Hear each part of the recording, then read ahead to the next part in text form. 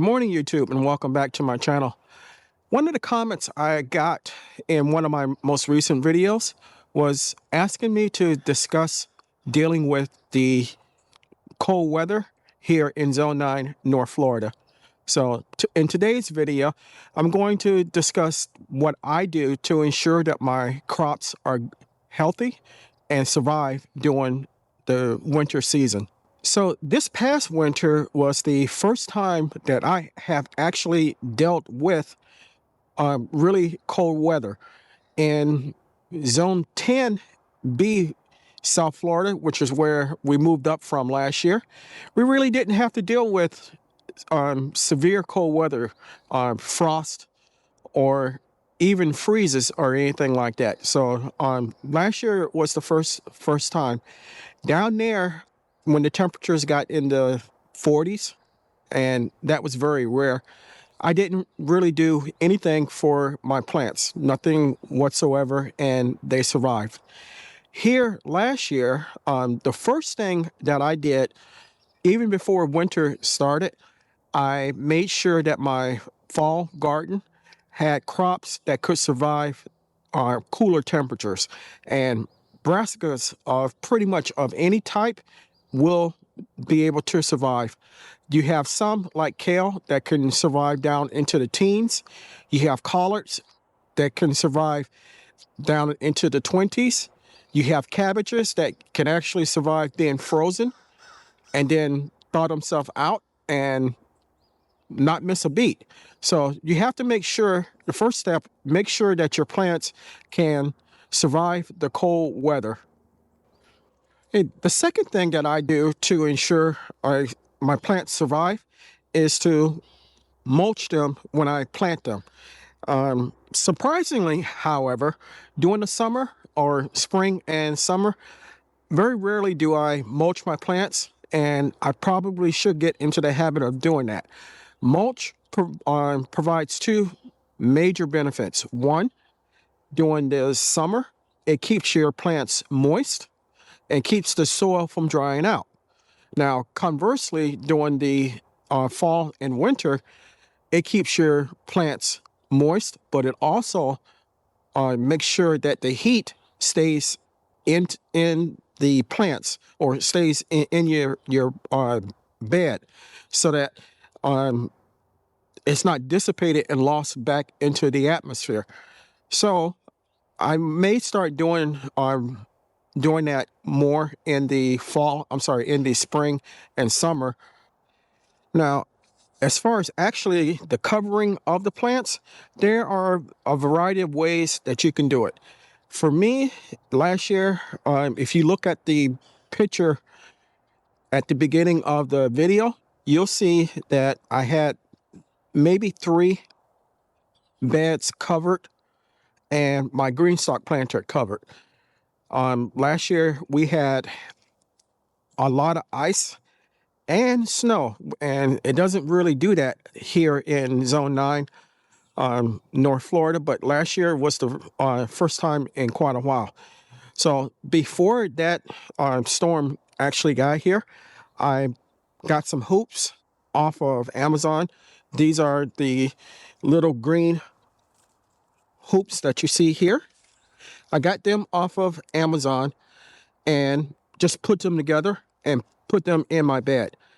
And I got some fabric cloth or row covers and placed them on top, secured them down, and then wrapped them around the bed. Now that worked real good. It kept a lot of the ice and stuff off. But there's something that you can do that's even better, and that's use frost covering. And this year, if anything happens, I will probably use the frost covering over the row covering. But as I said before, if you look at that picture, just about all of my beds were uncovered, and I honestly thought that I had killed my plants. But as I said, brassicas are very resilient.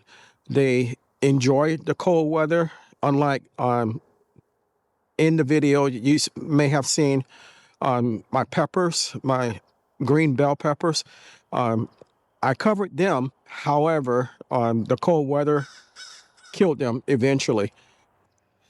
Now, you can also use something called a cold frame, and you can build that out of PVC and plastic and sit it on top of your raised bed. That will keep the heat in and keep it from dissipating as well. It can be a little bit more pricey rather than the row covers. It's your choice which one you want to use. Another thing that you can use is burlap. If you have access to burlap, you can put that over your plants as well. But as I said, depending on how much you want to spend on your covering, to me, it's easier just to get the hoops and some roll cover or frost covering and place it on it, secure it, and wrap it around your bed, and you're good. Like I said, last year, it really was the very first time dealing with the cold, and I covered, of the 15 beds that I have, I think I covered maybe 4 of them.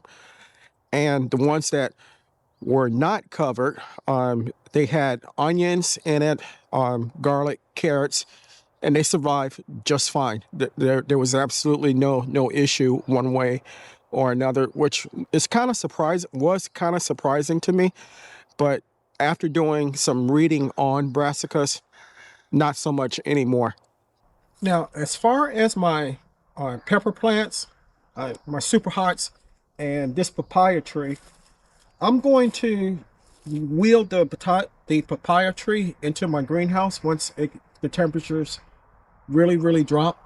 And my peppers, I'm going to prune them and overwinter them also in the greenhouse. I did that last year with the peppers and pretty much got a jump start on this season.